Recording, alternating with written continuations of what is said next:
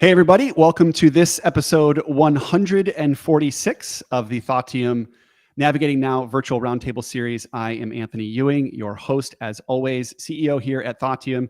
And we are so excited and thrilled each week, Thursday at 3 o'clock, to bring you leaders and leadership topics that matter most. And we've been having so much fun this year bringing leaders of organizations that are really doing some different things in the marketplace, unpacking a little bit of their mindset, how they're approaching the marketplace, how they're approaching their business, and also highlighting just some of the wonderful technology and products that are out there that help us become better as professionals and as humans. And today we have a wonderful example of such a leader and a company that we're just thrilled to bring to the table.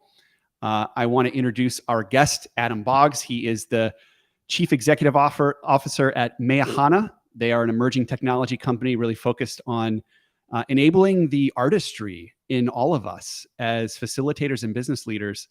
And Adam has a great story to share around how he stepped into this space, built this organization, and is now writing a book, The Business Artist. And it's all about practitionership and artistry in the work that we do every day. So Adam, welcome to the table. It's so good to have you. Thank you, Anthony. Thank you for great to be here. Yeah. So, I get really excited when I get to share this table with somebody new to our community and our network. And you were put in touch through a few of my colleagues as somebody that has really been in this space of expanding our understanding of what it takes to do meaningful work in life. And you also just so happen to be building a technology platform and writing a book about it. But I really want to start at the top. There is a term that we love to bring to our clients and our community here at Thoughtium that really challenges us to think about our work differently. And that term is practitionership. And we define the word practitionership as treating your work like an art form or a craft. And I'm curious, by way of introduction, Adam, and I'll have you talk a little bit about, your business and your kind of journey in a moment.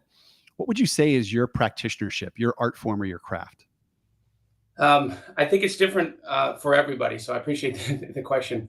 What I realized over a long period of consulting and creating, profiles and playbooks and templates and structures, and this is how you're supposed to do your job, and then this is supposed to be handed over. I realized that there's an artistry to that. There isn't a sort of a scientific optimized way of living. And as we started to think about even facilitation, there's, scripted guides. You see people on Zoom calls, they're reading something else that they didn't actually write. They're talking about something they didn't actually have any authenticity around. So I would say my simple answer to your question is be yourself, kind of own who you are, lean into your strengths, whether it's facilitating, whether it's being a software engineer or a CEO of a company as you are. I love that. That it's such a simple, term, like what is your craft? What is your art form? But at the same time, we've seen it challenge so many people, so many people that really enjoy their work, but maybe see it as more tactical or operational. This really challenges people to say, when are you in flow? Like, when do you feel like you are truly the artist of your craft? I like to say that, in a previous life, I was a 16th century sculptor, somebody who maybe spent his entire career on a single block of granite. That's the type of focus and determination that I love to have with our work.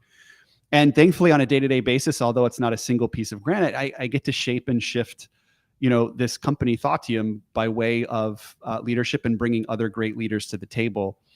And that's when I feel like I'm in flow, when I'm able to kind of shape and shift the dynamic of a business that is reaching customers in new ways, delivering value to clients in new ways, and ultimately supporting and sustaining an incredible team of folks here at Thoughtium.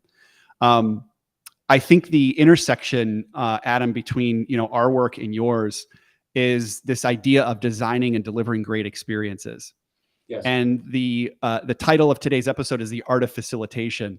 I can assure everybody that this will not be a 101 tutorial on, how to facilitate. I'm sure that Adam and I could do that in a separate episode.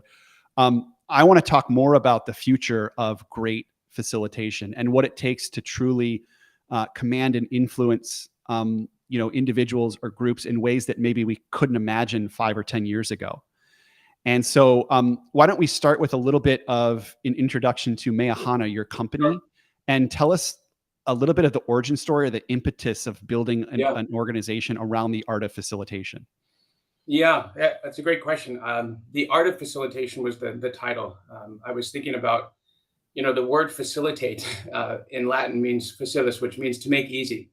And I think aligning on the fact that there are trainers, there's teachers, there's entertainers, there's comedians, and then there's facilitators, right? And that might be that you're an edutainer at certain parts, you're doing different things, but the goal of a facilitator is to make it easy for the audience, the participants, to pull things out of their head, to steer into debate, to be adaptable to the situation, to drive a steady timeline, et cetera. And what we found at Meahana is in the world of facilitation, especially in the virtual space, but not limited by it, there's sort of a limited tool set to really express your artistry, to do the interaction, to make it easy for individuals in the classroom. You have sort of shallow in audience feedback response tools like Mentimeter or Poll Everywhere, which are just giving you a chance to do a poll, or you've got really complex tools, whiteboards that are pretty infinite, that are good at replicating certain things. And so we thought as a company, how do we templatize some of the great things that we do as individuals, as great facilitators, put it into software for allowing anybody to sort of access that and get sort of the best in class of what good artistry looks like. I think that's wonderful. It's almost like you're building a toolkit, a collection of some of the best tools or most conducive tools to great facilitation. Is that limited to the virtual space, or is this something that can be used in person as well? Definitely for in person. I think the sweet spot would be an executive working session or a team alignment session, something where they're going into a workshop. And by the way, we use the term workshop a lot. I define a workshop as you're doing real work. And you're coming out with some sort of an output. So an output focused working session in person uses the platform really well. We actually use it. We say, Meahana on Meahana. So all of our team meetings, we're using this platform. It doesn't have to always be facilitated. Sometimes the software, the interaction itself does a lot of that work for you. And it's just the experience that you're having, whether it's via your mobile phone or your computer. Mm-hmm. Let's talk about, going into building Meahana and Yep. saying, okay, we want to kind of build this toolkit. What were, 2 or 3 of like the biggest barriers in facilitation that you knew that you wanted to try to overcome? Sure. And remind me, at what point did you start Meahana? Because I think that's important Sure. in terms of like where it was with respect to COVID and, the importance of us very quickly figuring out how to facilitate with technology. Sure.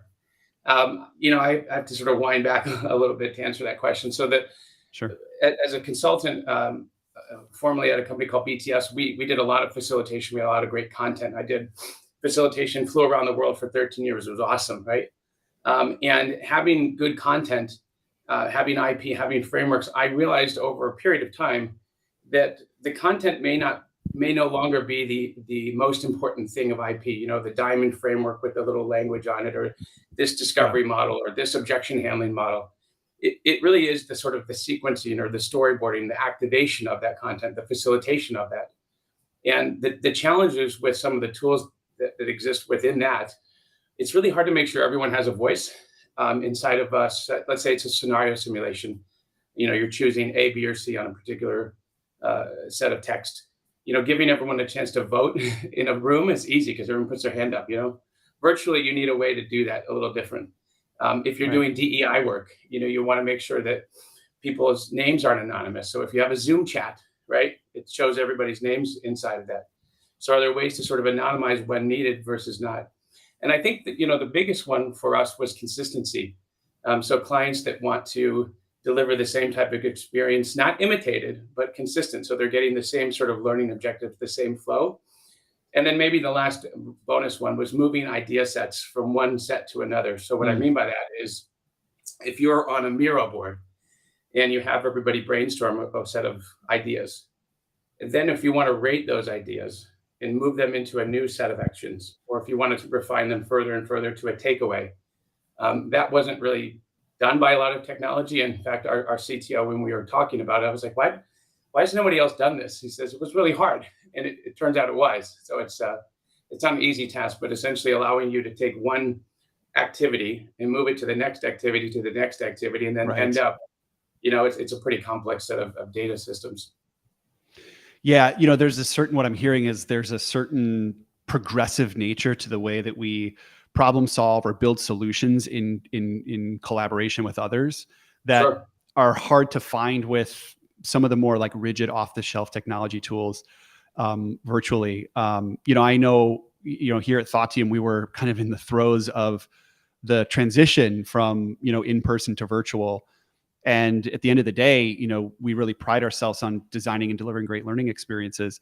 That had to change almost overnight. And so many of these extremely immersive in-person experiences that we were hosting and bringing to our clients immediately had to be fit into the square peg round hole of the virtual space. And if we can all remember 3 years ago, which, in our world is kind of a lifetime ago,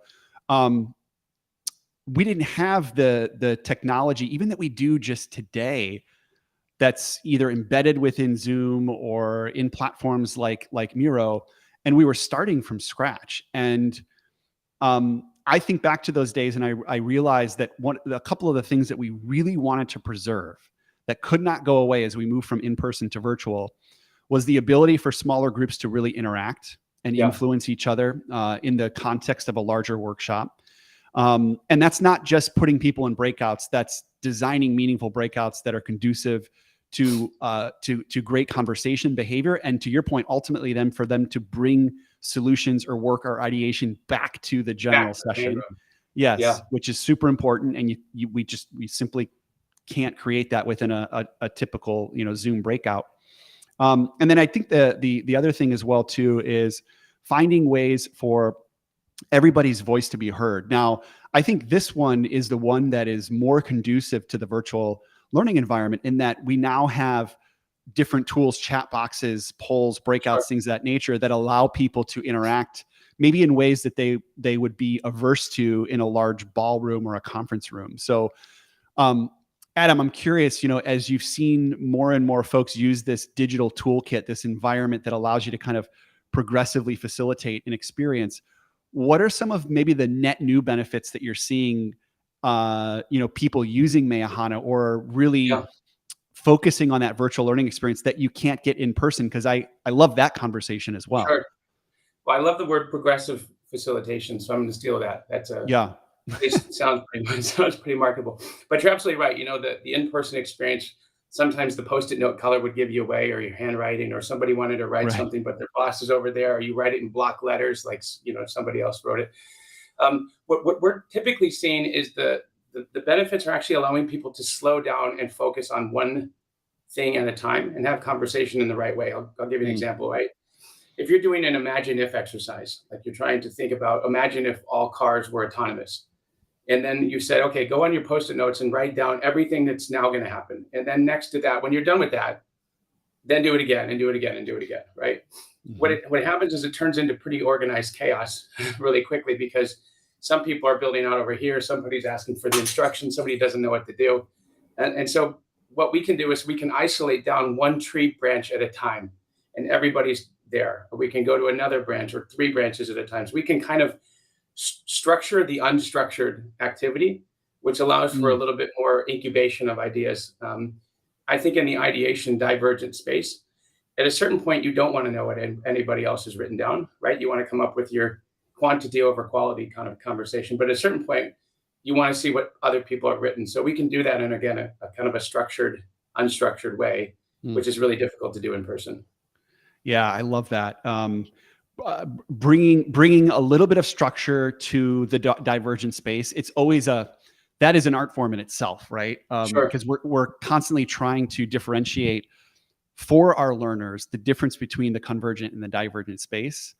And we always say that the divergent space is as many ideas as you possibly can, but we know the challenge then is what do you do with all these great ideas? And especially virtually, how do we start to like generate themes and start to head into that convergent space? So it sounds like some people never get it, right? They're trying to find their ideas as they're writing them. And other people have written 15 Post-it notes down, and it's a competition. Yeah. Yeah, that's super interesting. The topic today is the art of facilitation. Yeah. We are talking with the CEO of Meahana, Adam Boggs. We're talking leveraging technology to support great learning, experiences, and we're also using maybe the in-person experience as the benchmark. But I think what you've just uncovered here is like there's some real benefits to leveraging technology, whether that's in person or virtual. There's some Yeah. net new, I think, benefits to this. Where do you see, this art of facilitation heading in, the next 5 to 10 years? Because we know Sure. there's a lot of emerging technologies that are going to very quickly make their way into the facilitation space, whether that be I hope AI so. assisted technologies Yeah. or, AR, VR. What do you have your eye on down the road as it pertains Yeah. to, facilitation? But we could have a whole separate call on just the AI part of that, by the way. Yeah. But in terms of our roadmap and where we're heading, the movie Ratatouille, when the cute chef is saying, anyone can cook. Yeah. I think anyone can facilitate, right? Our platform is designed to make good facilitators awesome and faster and more consistent, but it's also designed to lift up that everyday business leader that runs a Thursday session with their team, that today just does a little round robin. How's everybody feeling, right? It could be used in sort of a marketing meeting where you're just trying to slice out ideas or organize what we're going to put into our next campaign email, right? That sort of rhythm of business where traditionally we think of facilitators as workshop facilitators, right? And we think of facilitators as anybody facilitating discussion in a meeting, whether it's 30 minutes, 60 minutes, 90 minutes, et cetera.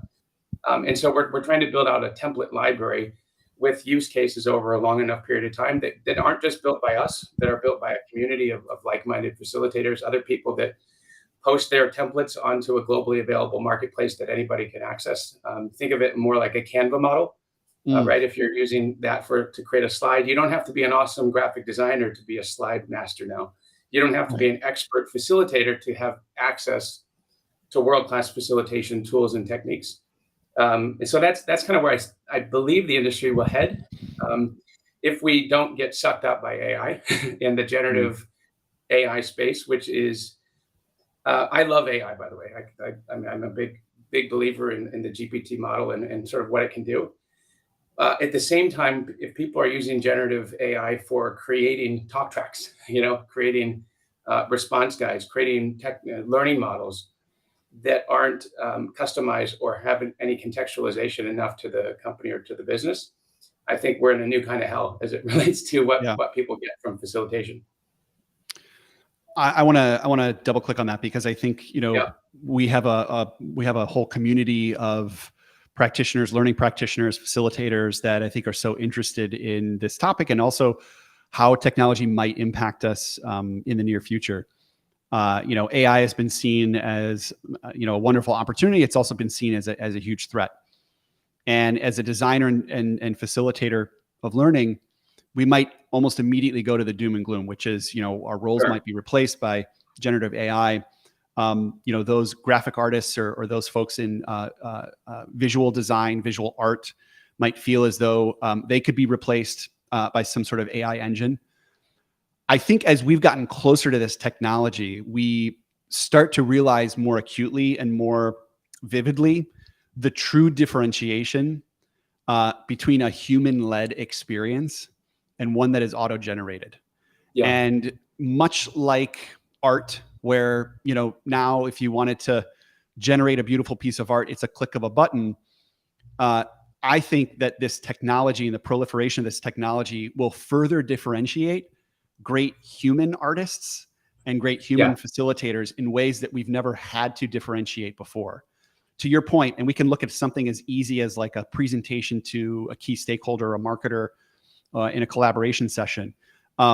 Nothing, and unless AI gets really, really smart, which it might, I don't think anything will replace the agility that it takes to lead a discussion with a stakeholder and be able to kind of bounce between topics and call on the most relevant topic at hand and be able to respond to questions. So where AI, I think, is starting to generate more kind of linear presentations and experiences that must start at slide 1 and end at Right. slide 12. I think that's going to differentiate then those folks who can actually carry a conversation with a stakeholder in a way that empathizes and connects, in a way that's able to handle questions and objections. And I think it's going to make great facilitation even more a premium, which I get super excited about. Sure. No, I mean, the generative models, to me, they take sort of a baseline cognition away, where you don't necessarily have to have all that. And I think what it unlocks is all this great room for creativity. I really do think it's a great time to be a creator using some of these tools, not to do creativity for you, but to give you some ideas and some building blocks and some paintbrushes that you didn't have access to do something new and different with. And I think we'll see that in the world of facilitation as well. You mentioned something around sort of this progressive facilitation. I just want to go back to that for a second.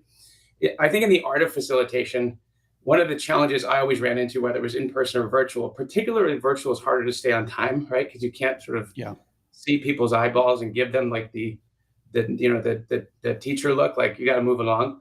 When we facilitate on Meahana's platform, what we do is we typically will create a series of interactions that sort of stack on top of each other. So it might be an open brainstorm, and then the next thing is let's rate the ideas that come from that. The next thing is something else, et cetera. What that inherently allows for is the facilitator to decide what is the right way to refine that set of ideas based upon the input of ideas that you actually received. If you got 4 ideas, you don't need to do some like intense, contrast poll next, right? You might just want to move on and say, let's just keep those 4. And I think that's harder to do in person in some cases, because you've got your agenda already laid out. People are expecting it to be done a certain way. I think in virtual, in particular on a digital platform, when you just bounce from one spot to another, nobody actually even notices, but you on the backside have that control. I love that. Again, tapping into what is always naturally the progressive nature of any experience, being able to build on great ideas, being able to expand certain things, or even put pins in things and come back to them. Again, is really difficult to do in the virtual space. Maybe traditionally easier to do in person, because you might be able to more easily visualize the entire experience. And it sounds like your platform allows folks to kind of build upon activities and recall back to certain activities that matter most. One more maybe future forward question. I love it. Do you all have your eyes on augmented reality and the role or the impact that might play in, let's call it, business productivity at general, or maybe even more specifically facilitation? We haven't had a heavy talk on it, meaning there's nothing on the definite roadmap, but we obviously do discuss it. I think Apple's Vision Quest is going to be my team knows I never say the word game changer unless I mean it. I think it will be in that space. Matt's probably laughing if he's watching this, because he says it all the time.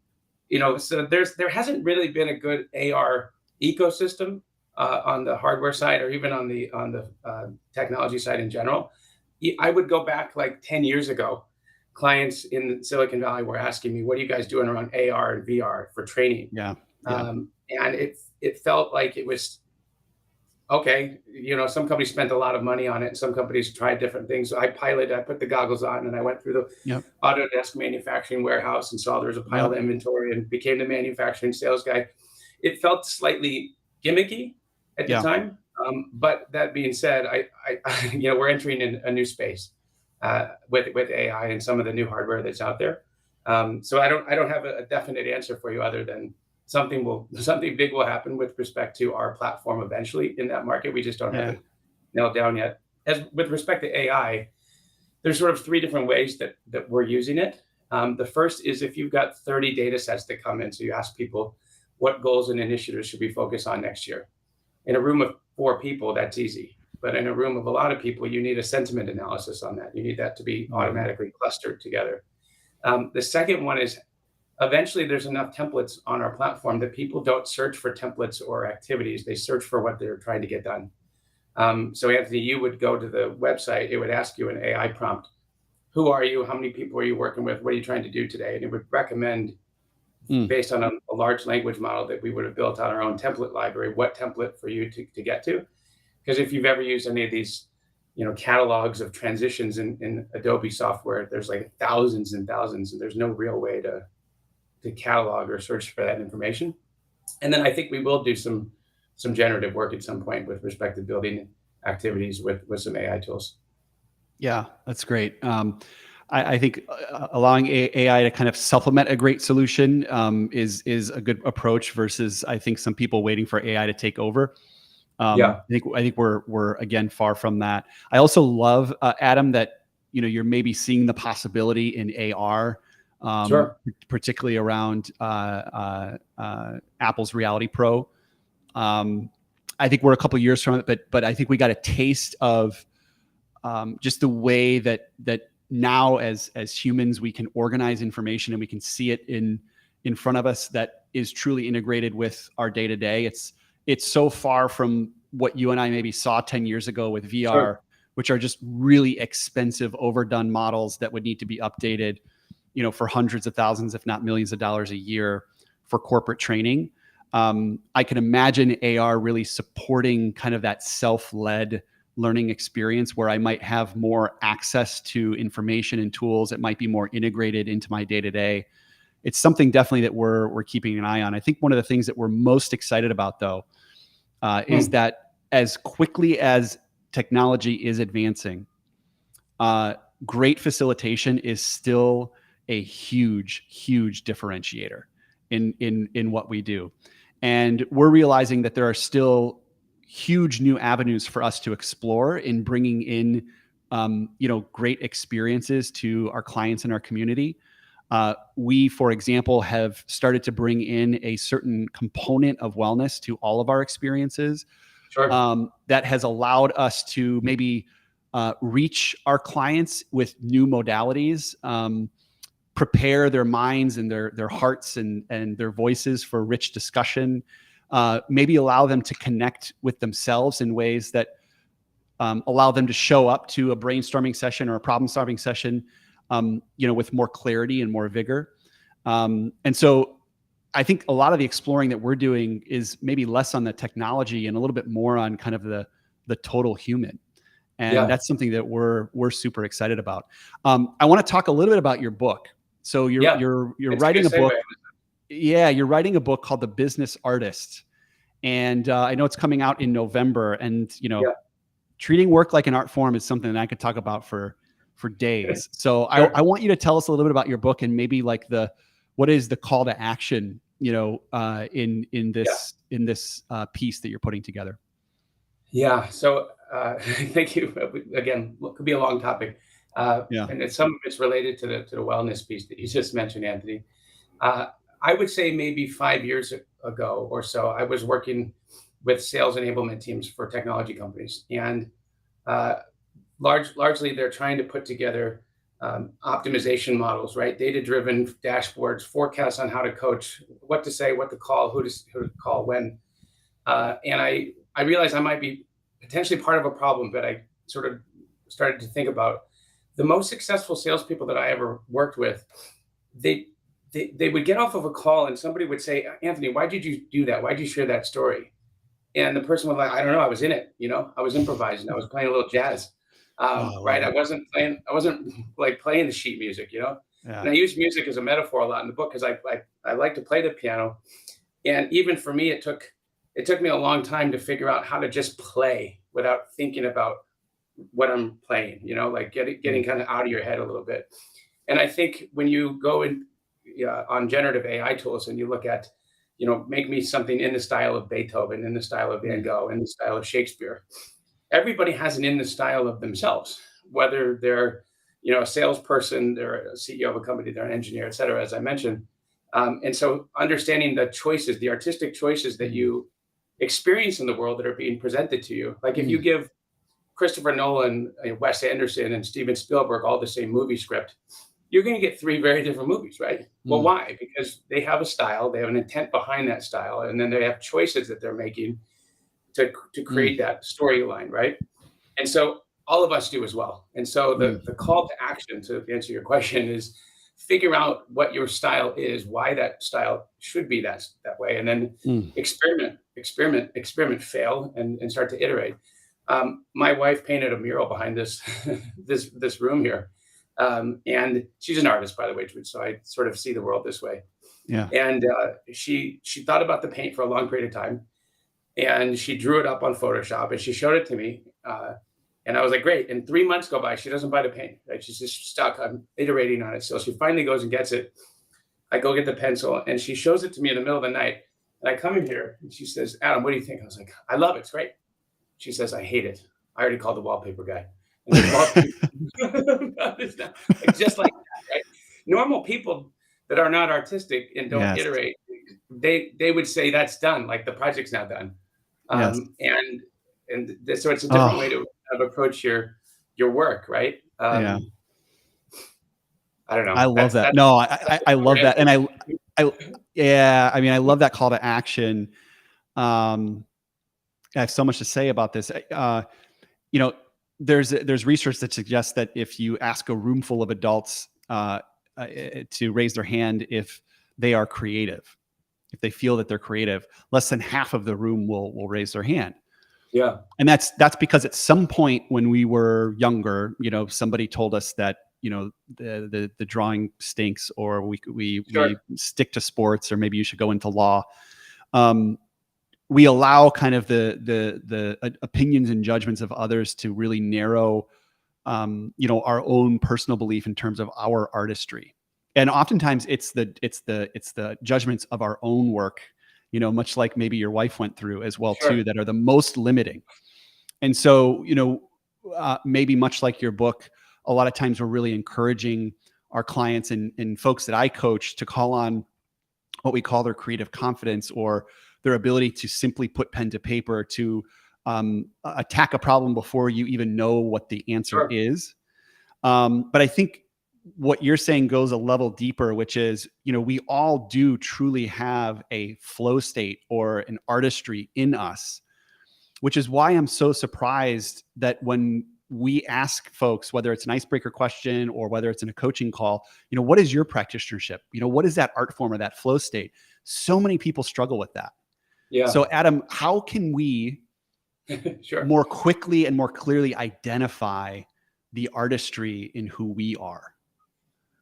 I think it starts with people have to give themselves permission to be artistic, to be creative in a world that almost doesn't want you to. Like, it's the old adage, we want workers that do, we don't want workers that think. Yes. You know, there was a book written in the 30s by a guy named Frederick Taylor, right? He talks about scientific management. He kind of was coined with inventing the word manager and the hierarchical structure of how we operate. And I think during economic downturns and COVID, there was sort of a revert back to sort of some of these Taylorism principles. And inside of that, it talks about give people individual tasks. Don't let them sort of see the whole thing. It used to be 3 guys would build the whole car. Now 3 guys build parts of it. And that's great for efficiency. It's super productive, but it's also kind of dehumanizing when you don't get the fulfillment of creating something from start to finish. And that goes a little bit to Meahana. Is I felt sometimes as a consultant, I would be hired, right? And at the end, I would get thanked for the work. But the person that needed to create the thing and get the fulfillment from being an artist, I could have provided software, get the thing out of my head into something that they can then go use and create and author and get that on their own. I want to say one more point around, maybe this was COVID related, but it started to bother me during COVID, which was, you know, if you're a creator, you're a creator, but the opposite of creation isn't destruction. People who aren't creating are just consuming, right? The opposite of creation is consumption. And so I feel like we've reached a point in life or in society where more people consume than create. And if you believe that to be true, then you say, okay, what are the implications? Well, if you consume, you actually start to come from a place of judgment when you evaluate creative work. Meaning if you and I threw this thing out on YouTube to like a Reddit subthread about, I don't know, whatever, we could just get a whole nasty, right? Yes. But to be a creator means to critique others' work. And so if you watch Oppenheimer's film and you say, oh, it's too slow, I prefer Marvel movies, you're missing the point, right? Yeah. If you created films or you even watched it like a creator, you would say, not not what I would have done. That's Mm. interesting, you know? And so when you see the world through the lens of a creator, it allows you to figure out what type of creator you want to be. Oh man, there's so much. There's so much there. I really really love the clarity that you just brought to the difference between creating and consuming, and even just the realization that we can't help it but to be consuming almost all day every day. Sure. But then to also realize the impact of being in such a stance of consumption is that we are Yeah. judgers. We Yeah. are being truly bred to react, and not just to content, but to world issues and our own Yeah. personal lives, etc. And when you can step out of that, and when you're in a true position of creation or creativity, and that doesn't mean creating beautiful things or producing the best things. That means literally putting your pen to paper, and stepping in and putting things out there. You're maybe less susceptible to being in such a binary position of reacting. Yeah. And I think that's one of the really like most clear kind of like healthy byproducts of being a creator that I've maybe ever heard. So I appreciate that insight. That's Sure. that's wonderful. I'll maybe just touch on, going back to like, how can we tap into that sense of creativity? How can we understand our flow state or our practitionership? One tip that I think we've been giving more in the last month or 2 months since our team went off site and really kind of tapped into our collective, our collective sense of what makes our team unique. If you are ever at a loss for your practitionership, your art form, your flow state, what makes you great, get in a room with 5 to 10 other people that really believe in you and ask them to reflect it back to you. What they see in you, how they've seen you in flow state, where they see you at your greatest.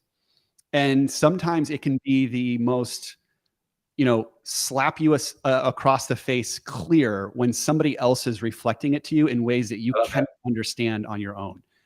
And that was on display as we took our team off site for a couple of days, and we're just really tapping into what makes this team great. And we did that by reflecting to each other what we see in each other's work. I think it's a tremendous tool that we don't do near as often as we should. And so just a little bit of a tip there. Adam, I could talk to you for hours about this. I'm gonna do that one with my team. That's a good exercise. Yeah, absolutely. Everybody needs validation in their life, but what you're hitting on is not a strengths finders test. It's sort of what's your ethos that maybe you don't see, that I can see when you're locked in, and I want to promote that and push that. It's nice. Yeah, absolutely. We are so excited to have you in the community. I was telling a few of my teammates that, I'm kind of going into this conversation a little blind, but there was just something about your background, a little bit about what I know about Meahana and the fact that we've been in the platform using it, that tells me that you and I really had a lot to talk about. And this concept of finding your artistry or your art form is something that we want to continue to bring our community and our clients in new ways. We really encourage you all to identify that, to sit down, write about it, journal about it, reflect about it. It comes up in so many ways. It comes up in your personal brand, the way you present yourself, your executive presence, your confidence, your ability to connect. And I think, Adam, to your point, it's in your ethos, which are like fingerprints. We all have them. They're very unique, and we leave them everywhere. So we encourage everybody to check out Meahana and also Adam's book, which will be out in November. It's called The Business Artist. Adam, let everybody know how they can connect with you and your content and your platform. Just meahana.io. That's our website. If you're super stoked to see a demo, sometimes people are shy, like, oh, I don't want to waste Adam's time. Just hit the button, book a meeting. You'll get me or somebody else.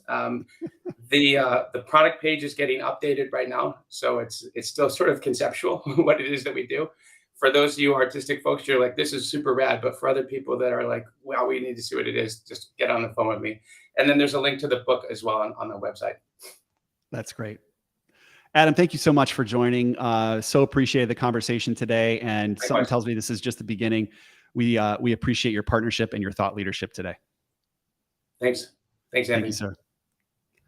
All right, we want to thank Adam for joining us today, and we want to thank you all for tuning in to Navigating Now. We are 146 episodes in, and we are more focused and more passionate about bringing leaders like Adam to the table to really unpack those discussions, those topics that matter most to us. And we do that on a week-to-week basis, each week, 3 o'clock Central on Thursday. You can find all previous episodes at thoughteum.com/live. I also want to point out that next week, we're going to be launching our Summer Perspectives series. And we're just thrilled to bring you a more concentrated and focused look at a topic that we've really been unpacking here at Thoughteum in the way that we design and deliver. And the topic is discipline. And what is the role that discipline plays in the way that we show up as creators, the way that we show up as business leaders and partners, and how does that influence, our work? It should be a really, really exciting topic, and we invite you all to join us. We kick that off next week, Thursday at 3 o'clock. Thoughteum.com/live for all previous and future episodes. We look forward to seeing you all here next week. We hope you have a wonderful rest of